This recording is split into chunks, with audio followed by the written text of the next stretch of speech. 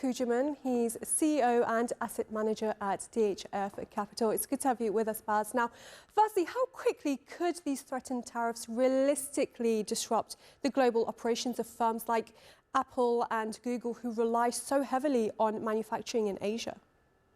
Yeah, absolutely. I think that it will be faster than we may expect. 100% tariff, as threatened to start right now, um, will be really intense for the big tech companies. For example, Apple is importing most of its iPhone compartments from Asia.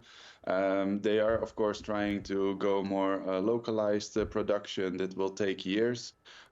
We also think that there might be a chance that they will use other countries like Vietnam on the long term to diversify the supply chains and invest in the US production. But uh, Apple set 100 billion as a pledge for new facilities, but this will take years, and I'm afraid that we will see a pressure on product prices if this tariff actually is implemented within weeks or months for the consumers. Now, is big tech's push to design in-house chips like OpenAI with Broadcom more about hedging against geopolitical risks, or is it a natural evolution in the pursuit of AI dominance?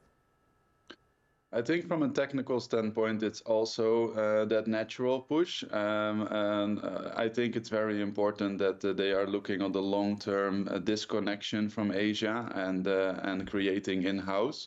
But from a technical perspective, also, if you work with tailored silicon, if you work with optimized hardware, if you check what your AI tools actually want to do for Broadcom and OpenAI, of course, that is smarter models, faster models. They need specified hardware, and making that yourself basically makes that the most optimal version. So it's a combination for in-housing, but it's also a technical advantage. And Apple, Google, Amazon, they're all working towards vertical integration to do both.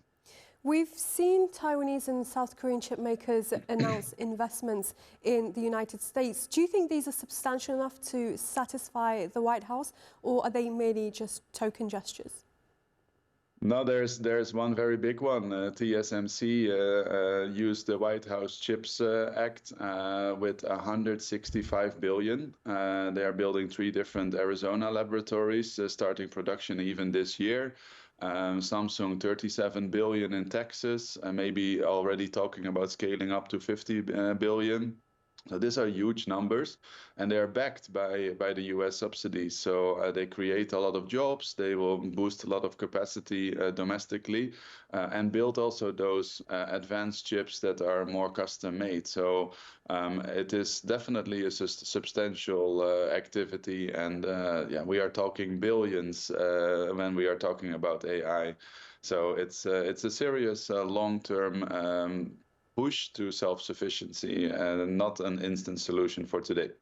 Right, and looking at the markets now, which specific semiconductor stocks are best positioned to win from Trump's Made in America push, and who stands to lose the most? I would say that Intel and also Micron are really winners at this moment. They started this early. They are there, let's say, for the chance of gaining to have the most US expansion and the most funding already received. TSMC, as we just talked about, also is not foreign, but has this 165 billion US investment and also gets tariff exemptions. So I think that those are the most clear names. Of course, we have NVIDIA and AMD because everyone wants to start making sure that their supply and demand is becoming more stable. So that the Asia firms are not taking over the market from this local US firms. Bas Kooijman, CEO and asset manager at DHF Capital, thank you very much for being with us. Thank you.